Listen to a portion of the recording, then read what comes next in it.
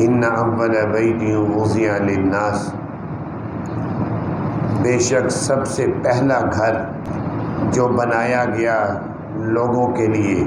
للذی ببکہ، البتہ وہ گھر ہے جو مکہ میں ہے، مبارکن، بڑا ہی مبارک گھر ہے، وہدی للعالمین، اور وہ رہنمائی ہے جہان والوں کے لیے۔ اس آیت کریمہ میں اللہ سبحانہ و تعالیٰ نے اپنے گھر خانہ کعبہ بیت اللہ شریف کی عظمت اور فضیلت کو بیان کیا ہے۔ فرمایا سب سے پہلا گھر جو لوگوں کے لیے بنایا گیا، سب سے پہلا گھر، کیونکہ اس کی تعمیر اول، پہلی تعمیر حضرت آدم علیہ السلام نے کی تھی۔ جب اللہ تعالیٰ نے ان کو زمین پر بھیجا تو زمین میں آنے کے بعد ان کو حکم ہوا کہ میرا گھر بنائیں، بیت اللہ شریف کی تعمیر کریں۔ لہذا وہ اکیلے تھے، ان کے ساتھ فرشتوں نے معاونت کی، اور فرشتوں کی معاونت سے انہوں نے یہ گھر اللہ کا بیت اللہ شریف تعمیر کیا۔ جب یہ گھر بن گیا تو اللہ تعالیٰ نے ان کو فرمایا کہ اے آدم، آپ اول الناس ہیں، سب سے پہلے انسان آپ ہیں، اور یہ گھر سب سے پہلا گھر ہے جو لوگوں کے لیے عبادت کے لیے بنایا گیا ہے۔ ظاہر ہے ہزاروں سال پہلے کی بات ہے جب آدم علیہ السلام دنیا میں آئے، تو اس کے بعد پھر یہ گھر بنا رہا۔ اس کی طواف حضرت آدم علیہ السلام نے سب سے پہلے کیا، اس کے بعد ان کی اولاد اس کا طواف کرتی رہی۔ پھر جب حضرت آدم علیہ السلام کے بعد کچھ زمانے کے بعد حضرت نوح علیہ السلام آئے، تو نوح علیہ السلام کے زمانے میں چونکہ پانی کا طوفان آیا، پوری دنیا میں پانی پانی ہوا، ہر چیز ڈوب گئی۔ تو چونکہ یہ بیت اللہ شریف بھی ظاہر ہے اس زمانے میں سیمنٹ تو نہیں تھے،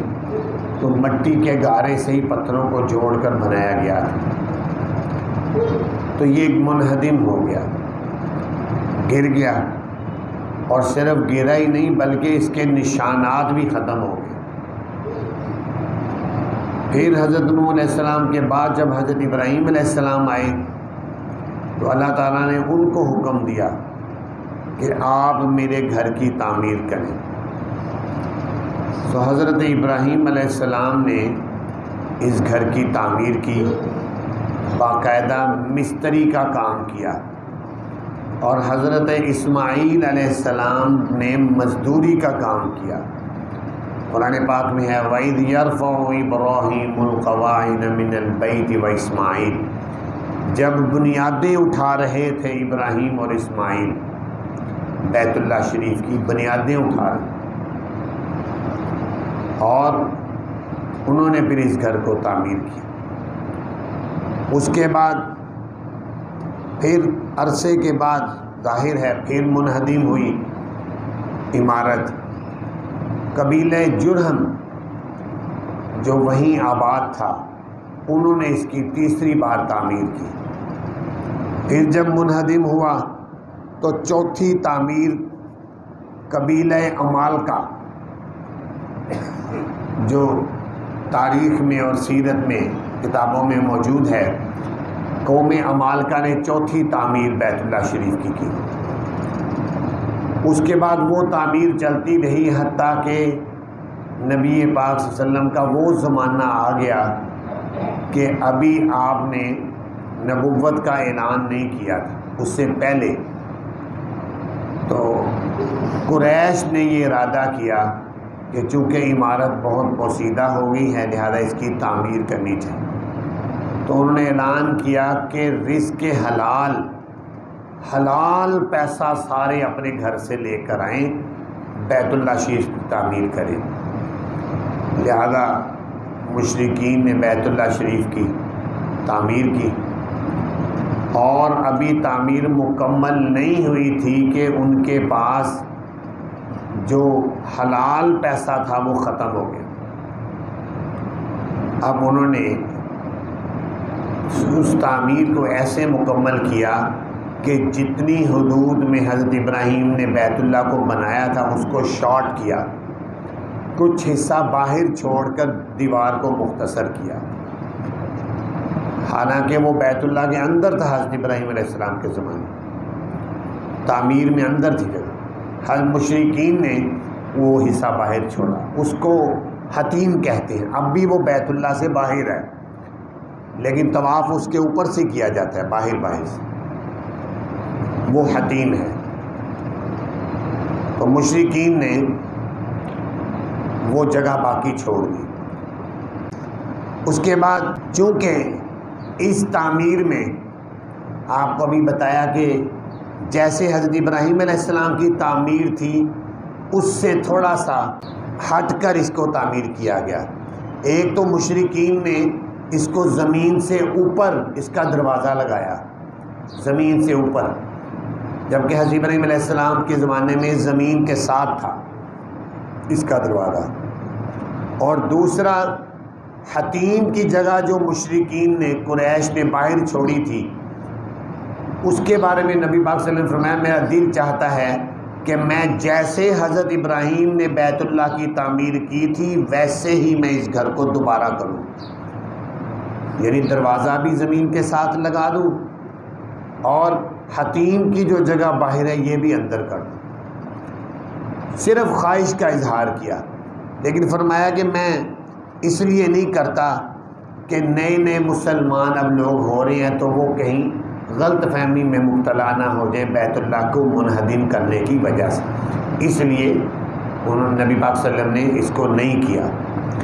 نبی پاک صلی اللہ علیہ وسلم جب دنیا تشریف لے گئے تو آپ کے بعد چونکہ یہ روایت حضرت عائشہ سے منقول ہے کہ نبی پاک صلی اللہ علیہ وسلم نے فرمایا کہ میرا دل چاہتا ہے کہ میں ایسے کروں کہ دوبارہ حضرت ابراہیم علیہ السلام کی طرز پر بیت اللہ کی تعمیر کروں۔ تو حضرت عائشہ رضی اللہ تعالی عنہ کے ایک چونکہ بھانجے ہیں حضرت عبداللہ بن زبیر، ان کی کچھ تقریباً 6 مہینے کے لیے مکہ معظمہ میں حکومت آئی ہے، سن 24 ہجری کی بات، کچھ عرصے کے لیے 6 مہینے کے لیے۔ اس زمانے میں چونکہ انہوں نے اپنی خالہ حضرت عائشہ سے یہ روایت سنی ہوئی تھی تو حکومت بھی ان کی تھی، انہوں نے فٹافٹ بیت اللہ کو منہدم کر کے جیسے قریش نے تعمیر کی تھی ویسے ہی بیت اللہ کی تعمیر کر دی، دروازہ بھی زمین کے ساتھ لگا دیا، دروازے بھی 2 کر دیے، ایک مشرقی ایک مغربی، اور حتیم کی جگہ بھی اندر کر دی۔ کیونکہ 6 مہینے ان کی حکومت رہی ہے، اس کے 6 مہینے کے بعد پھر حجاج بن یوسف نے حملہ کر کے ان کو شہید بھی کیا، اور شہید کرنے کے بعد پھر اس نے یہ نہیں چاہا کہ عبداللہ بن زبیر کی بنی ہوئی تعمیر قائم رہے، لہذا حجاج بن یوسف نے بیت اللہ کو دوبارہ منہدم کیا، اور منہدم کر کے یہ بات مشہور کی کہ جیسے نبی پاک صلی اللہ علیہ وسلم کے زمانے میں بیت اللہ کی تعمیر تھی ویسے ہی ہمیں رکھنی چاہیے۔ لہذا اس نے پھر ایک دروازہ رکھا، ایک ہی دروازہ، اور وہ ادھر ہی مشرقی، ہم مشرق کی طرف آتے ہیں، یہ مشرق کی طرف دروازہ ہے، حجر اسود بھی اسی طرف ہے، اور مقام ابراہیم بھی اسی طرف ہے جس طرف ہمارا رخ ہوتا ہے۔ تو ایک دروازہ بھی کر دیا اور بیت اللہ کا دروازہ بھی اونچا کر دیا، اور حتیم کو پھر باہر کر دیا، یہ حجاج بن یوسف نے کیا۔ اب حجاج بن یوسف کے بعد پھر حکومت آئی مسلمان حکمران ہارون الرشید کی، اور یہ بھی اپنے زمانے میں خلیفہ تھا اور بہت اچھا خلیفہ گزرا، اس کی حکومت بہت اچھی رہی۔ اس نے پھر ارادہ کیا کہ میں حجاج بن یوسف کا یہ عمل ختم کروں اور بیت اللہ کو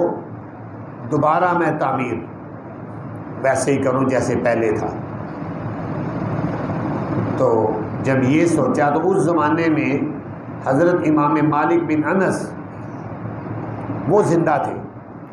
ان سے جب پوچھا گیا، فتویٰ لیا گیا کہ آپ کیا فرماتے ہیں، کیا ہم کر دیں بیت اللہ کو پہلی طرز پر